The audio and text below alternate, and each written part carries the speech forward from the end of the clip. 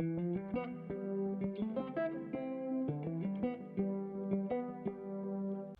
everyone, Marwan's here. I'm doing a very special video for you all, and it's something I've never done before. I am currently celebrating the holy month of Ramadan, and Ramadan is a holy month of fasting.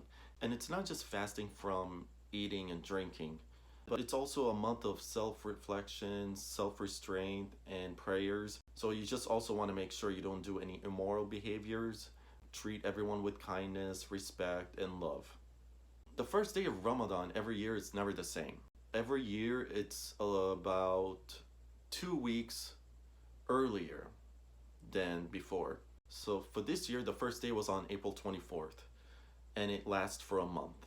So that means next year, most likely the first day is gonna be on April 10th. So every year it's a little bit earlier. So eventually it'll be during winter, which will be a lot easier for us to fast because you can't drink water or anything. And living here in Arizona in this heat, that can be really, really hard. So the way it works is every day we fast from sunrise to sunset, which is usually about 15 hours. When it's finally time to break fast, the first thing we do is we eat a piece of date fruit, and then we drink water, and then we do our prayer. Then after the prayer, we can go eat dinner, and then we just chill for a bit and then eat dessert. So what I went ahead and did is I took footage of each day of us cooking the food and prepping them and all that. I wanted to show them to you guys, the food that we ate in the first week. Yes, this video will show the dinner and the dessert that we had for the first week of Ramadan. There's 3 more weeks, which means there will be a week 2 video next week, and then week 3 video, and so on. For most of the food that you're about to see, they're homemade. I hope you'll find this video enjoyable, and look out for week 2 video coming next week. Much love. For the first day of Ramadan, the family wanted to eat a Middle Eastern dish called mochiyeh. This is plant-based and it's minced, and you basically cook that separately, and you boiled and cooked the chicken separately, and then you combine the two together to make a dish. And of course, when I break my fast, the first thing I go for is a piece of date. And it's a date fruit, you eat that, and then you drink water. I try not to chug the water because I'm so thirsty, so I slow down quite a bit. And then after I pray, I sit down and I eat. And right now I'm eating mochiyeh, and you could eat that as soup by itself, or you could eat it like as you could see here over the rice.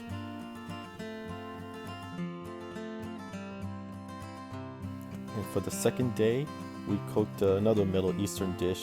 This one it's kind of like a gumbo style dish, but it has tomato and okra, fried okra. That's the main attraction for this dish, and lamb as well.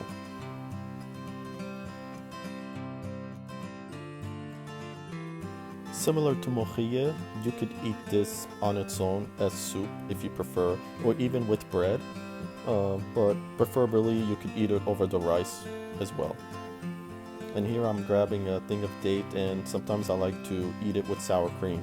It's delicious that way. My most favorite way to eat this over the rice, just to make sure it fills you up. And for the side, we're also eating stuffed cabbage. Think of like a stuffed grape leaves, so it's stuffed with rice and ground beef, and covered in lemon as well for the flavor. It's delicious. This is a very famous dessert in the Middle East, and typically it's eaten mostly during Ramadan. It's called katayef, and think of it like a dumpling with cheese inside it, or a folded pancake. But basically the way it's done is you fold the pancake when you put the cheese inside, and you could fry it, or we like to bake it in the oven, and then when you take it out, you smother it with it's like a sugar syrup, and when you cover both sides, and then you could just eat it that way.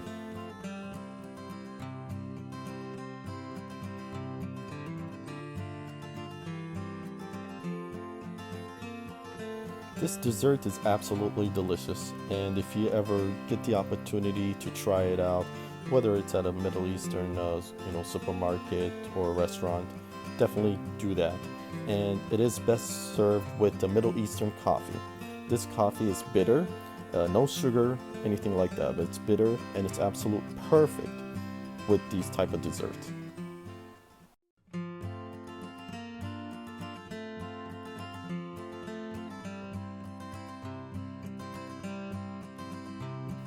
On the third day, we decided to take a break from cooking, and we just ordered a takeout from a nearby Middle Eastern restaurant to make up for not cooking. My brother wanted to make a whole wheat banana nut bread.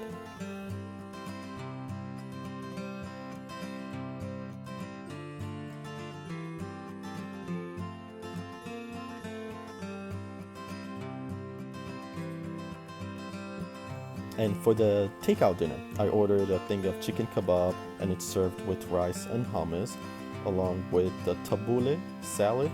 That one is made from parsley. That's the main ingredient, and it's served with the pita bread as well.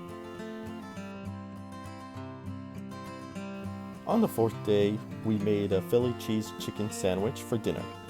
And here's the seasoned chicken cooking. And we also sauteed the green peppers and onions together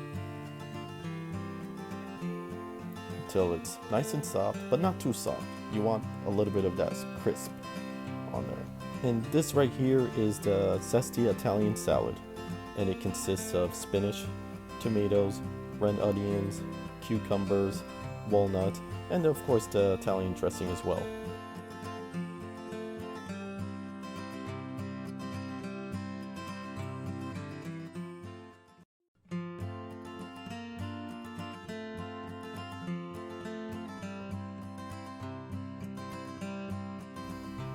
And this right here is the Philly cheese chicken sandwich with mushrooms.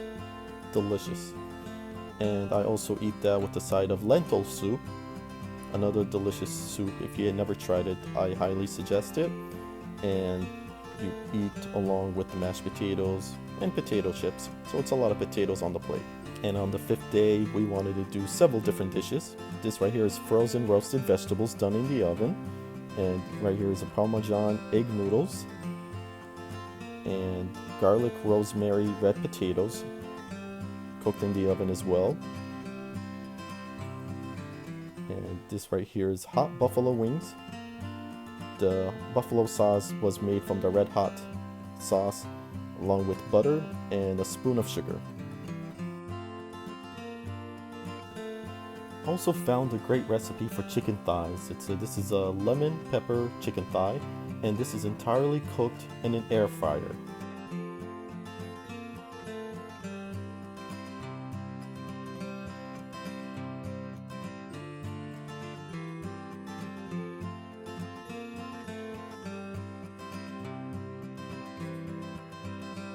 And on the sixth day, we went with one of our most favorite dishes. This is also done like a gumbo style dish, and it's all made from fresh tomatoes, and it has ground beef, garlic, and jalapenos as well. We eat this dish in several different ways. One of the ways is over the eggplant. So we take a bunch of eggplants and we fry them, and then we put them in the pan. Then we take a spoon of the dish and cover each eggplant with it, and then we put it back in the oven to cook it some more.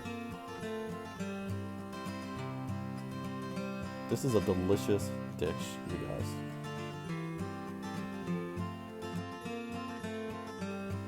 Along with this, what's for dessert, you may ask? Upside down pineapple cake, made from scratch, and all the ingredients right on the table. Butter, pineapple, cherry, egg yolk, brown sugar, you name it. And we let this simmer for quite some time, and we know that it's ready to eat just by looking at it. It's quite beautiful. Look at that.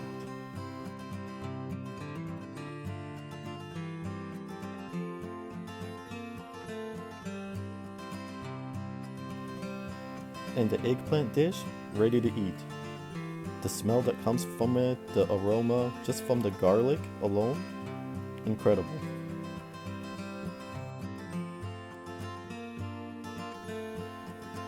Here we're about to flip the upside down pineapple cake. We were quite nervous about how it would come out, but it came out absolutely perfect.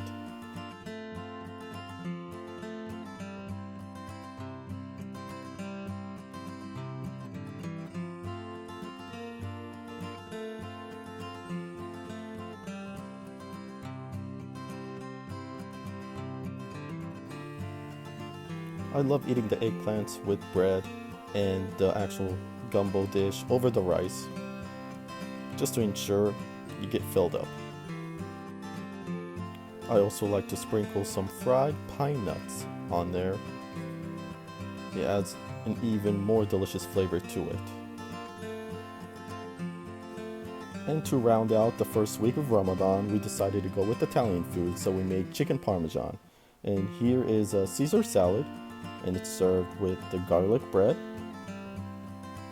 And for the pasta, we made the prego sauce penne pasta. And of course, the chicken parmesan as well. Absolutely delicious dinner and a perfect way to end the first week of Ramadan.